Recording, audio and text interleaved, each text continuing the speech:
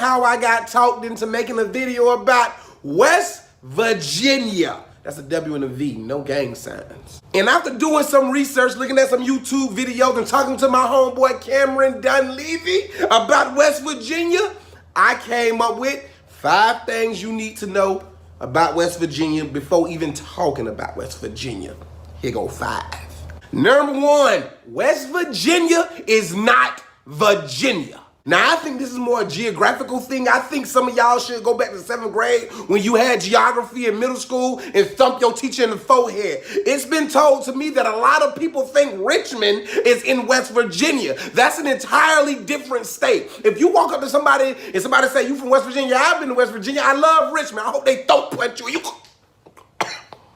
I just said I've been to Richmond. Richmond is not in West Virginia. Richmond is not in West Virginia. Richmond is not in West Virginia. Number 2, the Moth Man. Now, when I was researching and I looked at like 4 or 5 videos, people were dead serious about the Moth Man. If you've never heard about the Moth Man, I ain't gonna even take you into the deepest stories of it. If you ever seen the movie Jeepers Creepers, Jeepers Creepers is definitely the Moth Man. Whoever wrote Jeepers Creepers owes West Virginia people some money because in northern West Virginia, the Moth Man is really real. The Moth Man is this dude with wings with fire red eyes, and they said he killed people and he be near power plants. So a man that got wings on his back that live near power plants got red eyes kills people. Sounds just like Jeepers Creepers to me. I don't want to go to West Virginia if I can't go to the gas station because I'm going to the gas station pumping gas. I might run into a country dude with wings and red eyes. Can you imagine being abducted by a man that sound like this? I'm gonna eat your face.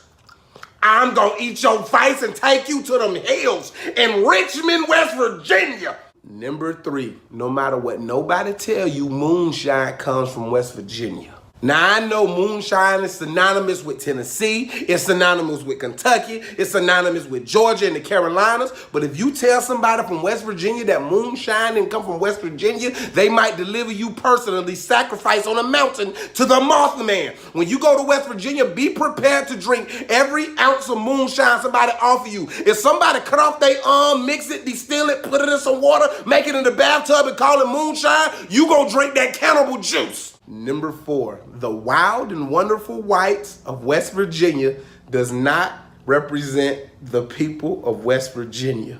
Now, there's a documentary called The Wild and Wonderful Whites of West Virginia. When I heard about the documentary, I said I'm finna watch a bunch of wild and wonderful whites. That's a tongue twister of West Virginia. When you click on the documentary, this is something you've never seen in your life. This is something it's hard to describe. You gotta go see it. They got a 9-year-old saying he wanna blow his mama's ex-husband head off while he's playing around in the tent. They got a woman that gives birth, and after she gives birth while the baby's in the room, she go in the corner and do cocaine with her cousin, and then they got a child that shot his uncle in the face and in the throat, and he was looking at the camera like, the judge like me, I'm probably gonna get like probation or something. They ended up giving him 50 years, and people cried because they were surprised that they gave him 50 years for trying to shoot it out with the police and his uncle. And then you got Mammy, who had 35 kids, had a whole orphanage. Batman was probably in that group. The wild and wonderful whites of West Virginia does not represent West Virginia, but it's 7 degrees of separation. Somebody in that town, everybody in that town is somehow related or connected to the wild and wonderful whites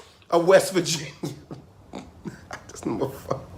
And number 5, wherever the Mountaineers goes, the pepperoni rolls and beer will no longer flow. Now, West Virginia is a state with no professional team. When the Mountaineers come to town, everything shuts down. And if you want something to go with your beer, you got to make sure you eat a pizza rolls. I heard through the grapevine there's a rumor that the pizza rolls are so good that once people leave, they get their pizza rolls shipped to that state. If anybody lives in West Virginia, my name is Josh. I give you my address. I'd like to taste these pizza rolls. I want to know if they're good as cocaine on Scarface's stats. No pun intended, but I do want some of these pizza rolls. Somebody told me that a game was played in Texas. After West Virginia won, the town had no more beer. A college town known for drinking ran out of beer after West Virginia done. If I gotta go to West Virginia and go to a football game on a Saturday, and then if I get in an argument, I might get in an argument with one of somebody from the white family. I don't want no problem with nobody from the white family, because they might put me in a truck and the little boy will be in the background saying, I'm gonna blow his head off, and they might deliver me to the Moth Man. Now, I'm gonna talk to the Moth Man. I don't understand his accent, because his accent is so thick, and all the Moth Man really want is pizza rolls. He don't want my dead body. He just want pizza roll, but nobody dare to deliver pizza rolls to the Moth Man, because they too drunk from drinking all the damn beer in West Virginia.